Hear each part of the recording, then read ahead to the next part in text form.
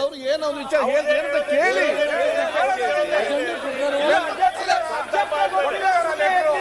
ಈಗ ಏನ್ ವಿಚಾರ ಕೇಳುವ ಏನ್ ವಿಚಾರ ಏನಿದೆ ಕೇಳಿ.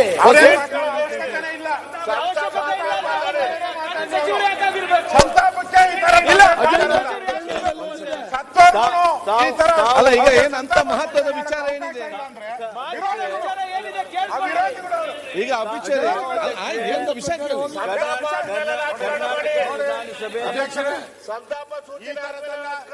ಸದನ ನಡೆಯಕ್ಕೆ ಬೇಡ. ನಾವು ಲೆಟರ್ ಕೊಟ್ಟಿದ್ದೀರಿ, ನಿಮ್ಗೆ ಲೆಟರ್ ಕೊಟ್ಟಿದ್ದೀರಿ, ರಾಜ್ಯಪಾಲರಿಗೆ ಅಗೌರವ ಮಾಡಿದ್ದಾರೆ ಅಂತ ಪತ್ರ ಕೊಟ್ಟಿದ್ದೀರಿ, ಅದ್ರ ತಗೊಳ್ಳಿ. ಅವರೇನು ಪತ್ರ ಕೊಟ್ಟಿದ್ರೆ ಅದ್ರ ಬಗ್ಗೆ ಕೊಡಿ ತಗೊಂಡು. ಅವರೇನು ಏನು ಕೊಟ್ಟಿಲ್ಲಲ್ಲ, ಅವರು ಅವರೇನು ಭಾಗವಹಿಸ್ತೇವೆ ಸಂತಾಪ ಸೂಚಕವನ್ನು ವಿಚಾರ ಮಾಡಿ ಏನ್ ಹೇಳ್ತಾರೆ, ಯಾವ ವಿಚಾರ ಪ್ರಸ್ತಾಪ ಮಾಡ್ತಾರೆ ಅಂತ ಹೇಳಿ.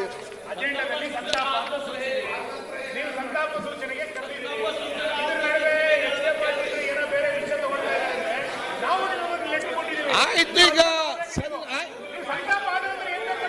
ಆಯ್ತು ಈಗ ಅಂಬಂಗಾರ್ ಕೂತ್ಕೊಳ್ಳಿ. ಆಯ್ತು ಒಂದ್ ಸೆಕೆಂಡ್. ಅಧ್ಯಕ್ಷರೇ ಸತ್ತೋರ್ ಮೇಲೂ ಗೌರವ ಇಲ್ಲ ಅಂತಂದ್ರೆ ಏನು ಇವ್ರಿಗೆ? ಆಯ್ತು ಈಗ ನೋಡಿ, ನೀವ್ಯಾಕೆ ಹೇಳ್ತೀನಿ ಮಾತಾಡಿದ್ರೆ ಲಾ ಮಿನಿಸ್ಟರ್ ಆಗಿ ನೀವ್ಯಾಕೆ ಮಾತಾಡ್ತೀರಿ? ಆಯ್ತು ಒಂದ್ ಸೆಕೆಂಡ್. ನಿಯಮ ಪ್ರಕಾರವಿದ್ದನಿಗೆ ನಾನು ಹೇಳಿಕೆ ಒಂದ್ ಸೆಕೆಂಡ್. ಆಯ್ತು ಕೂತ್ಕೊಳ್ಳಿ ಒಂದ್ ಸೆಕೆಂಡ್. ಚವನ್ ಜಿ ಈಗ ನಿಮ್ಮೆಲ್ಲರ ಸಹಕಾರ ಮುಖಾಂತರ ಇವತ್ತು ಚೆನ್ನಾಗಿ ನಡೀತಾ ಇದೆ. ಈಗ ನಮ್ಮ ಇದರ ಪ್ರಕಾರ ಅಭಿಚರಿ ನಾವು ತಗೊಂಡಿದ್ದೇವೆ. ಆ ಮಧ್ಯದಲ್ಲಿ ಸರ್ಕಾರದ ಲಾ ಮಿನಿಸ್ಟರ್ ಏನೊಂದು ವಿಚಾರ ಅದು ಏನಂತ ನಾವು ರಾಜಕಾರಣ ಆಮೇಲೆ ಮಾತಾಡ್ಲಿರಿ. ರಾಜಕಾರಣ ಯಾರು ಮಾತಾಡಿದಾರೆ? ರಾಜಕಾರಣ ಸೂಚನೆ ಮಾಡ್ಲಿ. ಸಂತಾಪ ಸೂಚನೆಗೆ ಮುಂಚೆ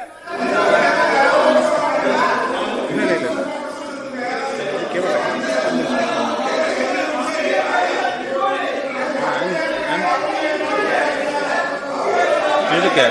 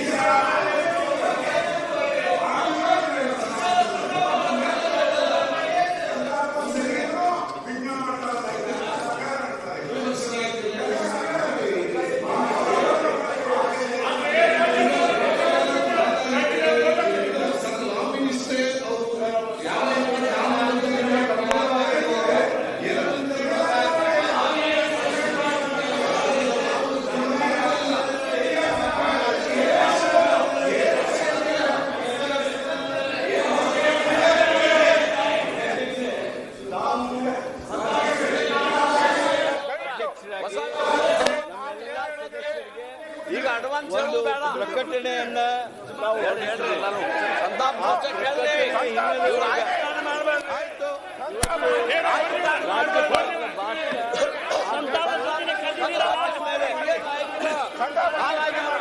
ಅದರ ಬಗ್ಗೆ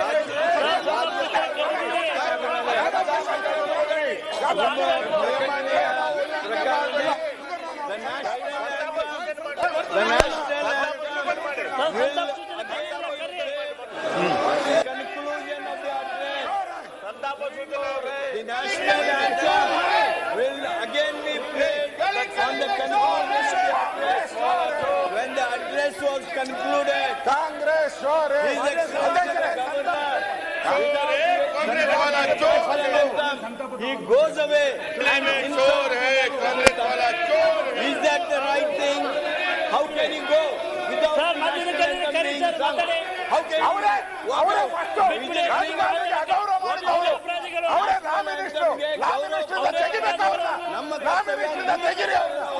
ಅವರೇ ಗೌರವ ಪ್ರಶ್ನೆ ಶುರು ಮಾಡಿದ್ದು. ಪ್ರವಾಕ್ ಮಾಡಿದವರು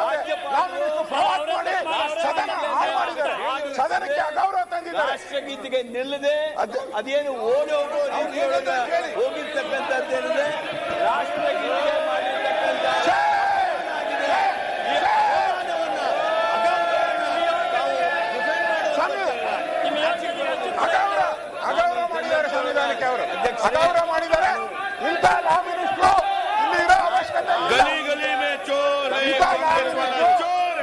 ಸಾಧ್ಯನೇ ಇಲ್ಲ. ರಾಷ್ಟ್ರಪತಿಗೆ ಅವಮಾನ ಮಾಡಿರ್ತಕ್ಕಂಥ ರಾಜ್ಯಪಾಲರು ತಕ್ಷಣ ಅಧ್ಯಕ್ಷರೇ, ತಾವು ಹೊಸ ಸಂಪ್ರದಾಯಕ್ಕೆ ಅವಕಾಶ ಅಲ್ಲ, ಮಾಡಿಕೊಡ್ತಾ ಇದ್ದೀರಾ. ಇದೇನು ಹೊಸ ಇನ್ನು ಮೇಲೆ ಸಂಪ್ರದಾಯ? ಸಂತಾಪ ಸೂಚನೆಯನ್ನ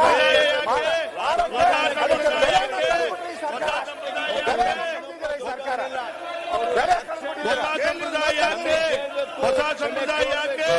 ಅಲ್ಲಿವರೆಗೆ ನಾವು ಈ ಸದನ ಚರ್ಚೆ ಮಾಡಬೇಕಾಗಿತ್ತು ಅಧ್ಯಕ್ಷರೇ. ಆದ್ರಿಂದ ನಾನು ಹೊಸ ಸಂಪ್ರದಾಯ ಯಾಕೆ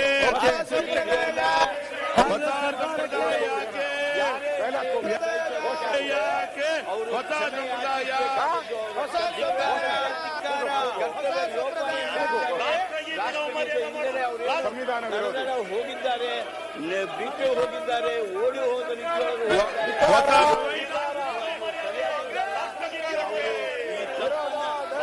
ಸಂವಿಧಾನ ವಿರೋಧಿ ಕಾಂಗ್ರೆಸ್ ಸರ್ಕಾರಕ್ಕೆ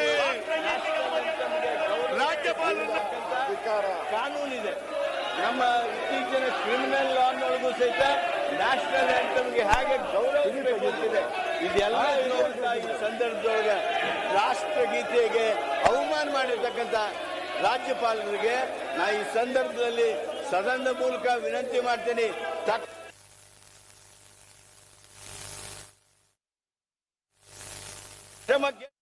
ಇಲ್ಲದೇ ಇದ್ರೆ ಇದು ನೆಟ್ಟಗಾಗೋದಿಲ್ಲ. ಸಂವಿಧಾನವನ್ನು ಕಾಪಾಡಬೇಕಾದವರು ನೀವು ಈ ರೀತಿ ಮಾಡ್ತಕ್ಕಂಥದ್ದೇನಿದೆ ಸರಿಯಾದಲ್ಲ. ಈಗ ಅದನ್ನ ರಕ್ಷಣೆ ಅಥವಾ ಅದನ್ನ ಡಿಫೆಂಡ್ ಮಾಡ್ಕೊಳ್ತಕ್ಕಂಥ ನಿಮ್ಮ ಭಾವನೆ ಏನಿವೆ ರಾಷ್ಟ್ರಗೀತೆ ವಿರೋಧಿ ಭಾವನೆಗಳು ಅಂತೇಳಿ ಆಯ್ತು. ಮಾನ್ಯ ಮುಖ್ಯಮಂತ್ರಿಗಳು ಬಯಸ್ತೇನೆ. ಅಧ್ಯಕ್ಷ, ಇದ್ರ ಬಗ್ಗೆ ತಾವು ಒಂದು ವಿಶೇಷವಾಗಿರ್ತಕ್ಕಂಥ ತಮ್ಮ ನಿರ್ಣಯವನ್ನ ಕೊಡಬೇಕಾಗ್ತದೆ. ಅದನ್ನು ಕೊಡಬೇಕು ಅಂತ ಹೇಳಿ ನಾನು ನಿಮ್ಮಲ್ಲಿ ಅರಿಕೆ ಮಾಡ್ಕೊತೀನಿ. ಮಾನ್ಯ ಮುಖ್ಯಮಂತ್ರಿ ಸಂತಾಪ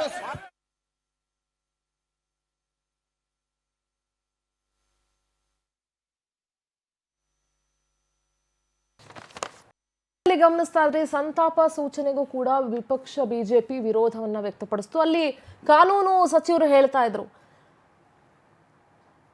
ನ್ಯಾಷನಲ್ ಆಂಥಮ್ ಆಗುವಂತ ಸಂದರ್ಭದಲ್ಲೂ ರಾಜ್ಯಪಾಲರು ಎದ್ದು ನಿಂತ್ಕೊಂಡಿರಲಿಲ್ಲ. ನ್ಯಾಷನಲ್ ಆಂಥಮ್ಗೂ ಅವರು ಅಗೌರವವನ್ನ ಸೂಚಿಸಿದ್ದಾರೆ. ಸಂವಿಧಾನವನ್ನ ಕಾಪಾಡಬೇಕಾದಂಥವ್ರು, ಸಂವಿಧಾನಬದ್ಧವಾಗಿ ನಡ್ಕೊಳ್ಬೇಕಾದಂಥವ್ರು, ಅವರು ಇಂಥ ಕೆಲಸವನ್ನ ಮಾಡಿದ್ದಾರೆ, ಅವಮಾನ ಮಾಡಿದ್ದಾರೆ ನ್ಯಾಷನಲ್ ಆಂಥಮ್ಗೆ. ಸೊ ಅವ್ರ ಕ್ಷಮೆ ಕೇಳಬೇಕು ಅನ್ನುವಂಥ ವಿಚಾರವನ್ನ ಅಲ್ಲಿ ಲಾ ಮಿನಿಸ್ಟರ್ ಮಂಡಿಸ್ತಾ ಇದ್ರು. ಅದಕ್ಕೂ ಕೂಡ ಬಿಜೆಪಿ ನಾಯಕರು ವಿರೋಧ ವ್ಯಕ್ತಪಡಿಸ್ತಾ ಇದ್ರು. ಸರ್ಕಾರದ ವಿರುದ್ಧ ಬಿಜೆಪಿ ಶಾಸಕರು ಧಿಕ್ಕಾರದ ಘೋಷಣೆಗಳನ್ನ ಕೂಗಿದ್ರು.